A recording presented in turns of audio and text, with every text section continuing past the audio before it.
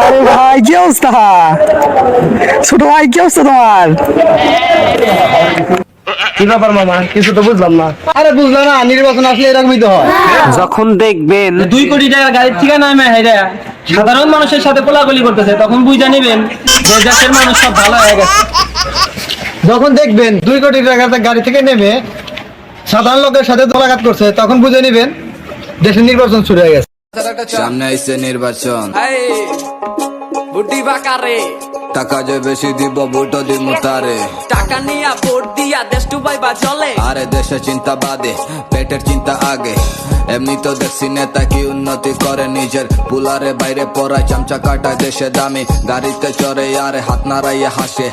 এই দেশের উন্নতি কি 500 টাকায় চলে?